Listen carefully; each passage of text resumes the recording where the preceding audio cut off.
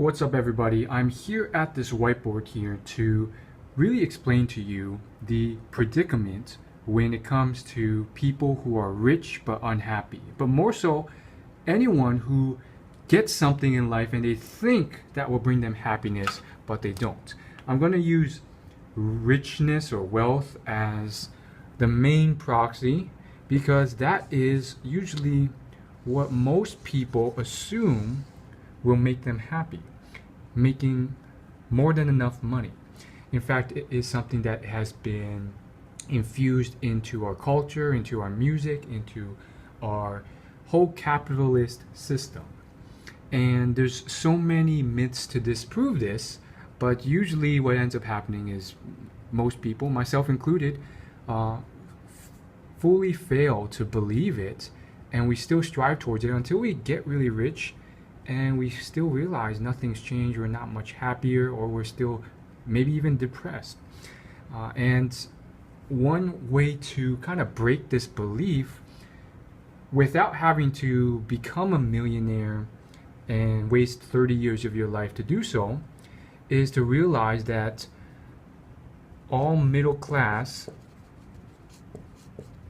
have a better quality of living in terms of transportation, in terms of education, in terms of technology, in terms of entertainment, pretty much everything compared to John D. Rockefeller, the richest man in the world, who lived like 50 years ago.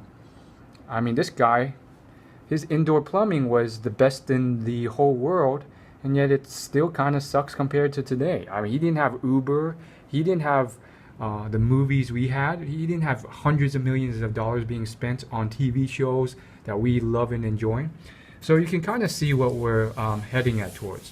So how exactly do we actually become happy and fulfilled? Now, I've talked about this in extensive depth with hundreds of links to cited resources and scientific literature at my article. So if you want more information on that, or you just want like more research or credibility, go to Will You Laugh, that's spelled as it sounds, willyoulaugh.com/happy.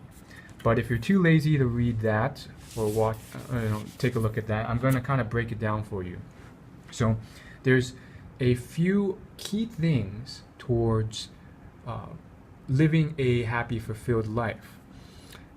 There's a skeleton set of things that I've come across through my extensive studies of science of happiness as just an average guy who suffered with happiness, as well as me studying thousands upon thousands of happy people, as well as thousands upon thousands of millionaires and wealthy people who still kind of fail with their happiness, and comparing them with those who succeed with their happiness. So the first one is relationships, and there's a lot of science to correlate this. They did a whole longitudinal study, and they found like the one key factor would be not just relationships, but the strength of relationships. You have to have strong relationships, and this doesn't mean a lot. Quality over quantity. They found the one factor that's correlated with happiness is strength of relationships. So that's very interesting. I think the problem that we have in modern society is a lack of tribes. You see, for most of human civilization, and this is still genetically wired into our code, we were these hunter-gatherer tribes that always stuck together, and we hunted, or we transitioned to farming. But in each situation, we were people who stuck together, and if we lost our position in that tribe and we weren't useful, or we did something that screwed it up, we were screwed over because we only had these tribes. We knew most, if not everyone in these tribes, and we moved around together. And there wasn't really anywhere else to go if you got excommunicated by these tribes. Now, humans are very slow to evolve thanks to our long lifespans. So we're still like this in a lot of ways. We're very, very slow to evolve. In fact, we're still wired as if we lived in these savannah-like days. However, nowadays we live in these huge cities, and with these huge cities, you know, or small towns or suburbs, it's been very commercialized. So you can go to Gold's Gym, for example, like I've tried to do, or Planet Fitness, and you can try and make friends there, but everyone kind of just is in the zone. They have their headphones on, they want to work out alone, and if you try and come up to them and you try and make friends, they treat you as a stranger. So one of the common mistakes that people with lack of strong relationships have is they have failed to naturally form tribes. Now, of course, you'll notice that not all is lost. There are plenty of popular people who are very good at forming strong relationships in modern society. You just got to look around on Facebook for that. And so what's worked for me is CrossFit. And this may be different for you. Another thing that's worked for me is joining a hiking group via meetup.com. So the hiking group, it's a group of people my age, and they kind of go hiking. They also do recreational sports. I'm still not like really good at making strong relationships, but what has happened with these groups is that it's easier for someone who's shy like me, and they don't treat me as strangers, and they will actually sometimes come up to me and help me out or initiate first in conversations, and they're more than willing to make friends. So not all is lost. Don't give up hope there. So that's one thing. But what else is there other than strong relationships? So there's strong relationships that can help with becoming happier. Another is, in fact, once a week, make sure you are grateful. So gratitude is a huge one. Studies have shown that more than once a week doesn't actually help that much. Scientists assume this is, they hypothesize this because then it becomes a chore if you try and do a gratitude journal more than once per week. So just do it once per week. Try and really list out everything you're grateful for. Another huge thing, and this is one that gets it's something that's talked about a lot. Purpose and meaning. And this is something that I think people get too wishy-washy about. They get too abstract about. By definition, your purpose and meaning is whatever you want it to be. And instead of like defining it themselves, they make the mistake of just sitting there and waiting for, you know, the world or someone to like tell you what it is. So, you know, they end up retiring, they're still young, they have a lot of money, and they don't know what the heck they're doing. They're just like, I don't have a purpose, I don't have a meaning, and then they get bored of playing golf all day, and they feel depressed. So, define what it is to you. Some people, they turn to charity work, some people turn to helping others, and this goes back to another happiness quality, which I'll mention right now, which is helping those less fortunate. And it doesn't have to be a huge thing. Like, studies have shown that just donating $5 to a stranger can have a significant impact on your happiness. So that's why some people choose this as a meaning driver, but it could be many things. Maybe it's just to be the best in the world at what you do, or impact 1,000 or 1,000,000 lives, or maybe it is to, you know, make your country or your local city better. So that's really the whole impact thing.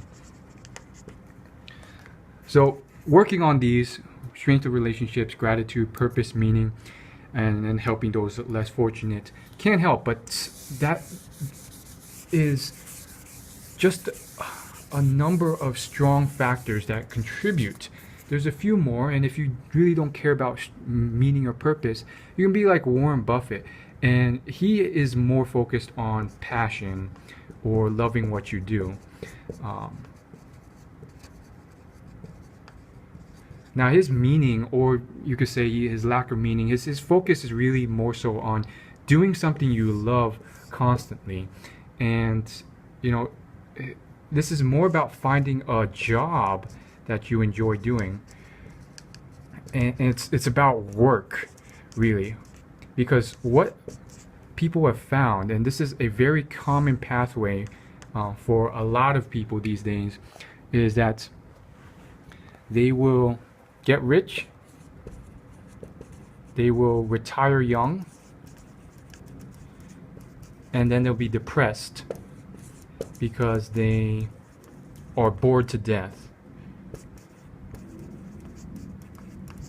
Now, why does that happen? Well, it's because they forgot to realize that with work, humans are actually genetically wired over, you know, thousands of years of natural selection to have some level of enjoyment of the work they do. Now, obviously, there's jobs and cubicle work that you hate, which is why this is important. But what these people, these rich, depressed people, forget to realize is that you have to put in some work, or you're going to just not get that enjoyment or satisfaction. They cut out work completely from their lives because they think, they have this extremist view that all work is bad and you'll be the most happy when you don't have to work at all, which is not true. The reason why humans have been, you know, a lot of humans will enjoy working, cleaning, cooking, all sorts of different stuff, because those who enjoyed it more did it more and were more successful at it and survived and reproduced and passed on those traits. So there is a certain element of work that you enjoy. And this new millennial movement is really towards this new generation understanding this even further and doubling down on it based off seeing, you know, successful billionaires and other people and millionaires and billionaires and all these people really succeeding because they love what they do. So they do it more in their free time, which makes them more money and makes them more happy. So really, you probably already know this. Find work you love. Keep iterating and find things that you hate and don't like and like about it, and then keep iterating, find better jobs that satisfy this. You already know this. This has been beaten to death. But the big thing here is just realizing the importance of work. And there's plenty of new entrepreneurs who are millionaires, who are very young, who have learned this the hard way. One that you can look up on YouTube is Alex Icon. He did a number of videos around the 4-hour work week, which is a decent book. It's very popular, but it kind of maybe unintentionally paints this impression that work in and of itself is bad. And so Alex Icon, who's like a millionaire now, a very young guy in his mid-20s, maybe early 30s, this guy, he made a lot of money, then he retired and got super bored and depressed just sitting on the beach every day. And this is a very, very common thing that you'll see.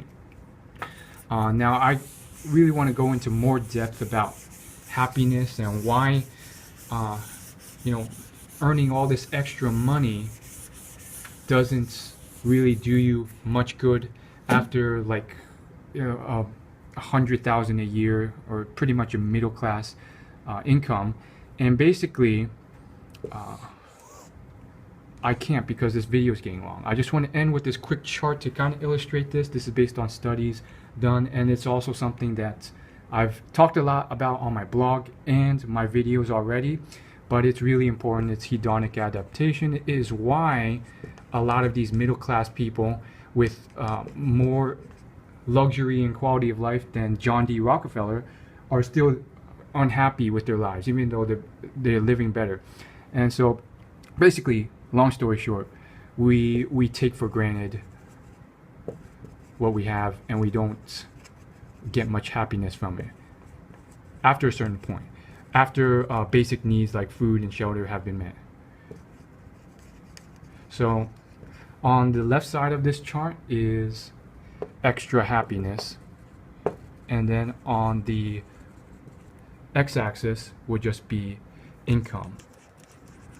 So what they found across the world is that, you know, for third world countries where food and water and shelter matter, there's a huge jump, and then it tapers off, and then it gets, you know, smaller and smaller, and then it's pretty much like a plateau here. So this kind of area where it stops mattering as much is around a first world middle class income. Now this is an average, keep that in mind. So there are deviations in this. There are people who are rich and all the way down here still unhappy. Then there's people who are really rich and they're way down here. And then there's people who are this rich and they're up here, but not up here by much. This guy here who makes like a tenth of what this guy makes is like slightly less happy than this guy. So keep in mind, this is an average number, but you know, it really speaks to the importance of hedonic adaptation. Thanks for watching. Check out that blog post I mentioned, and I'll see you in the next video.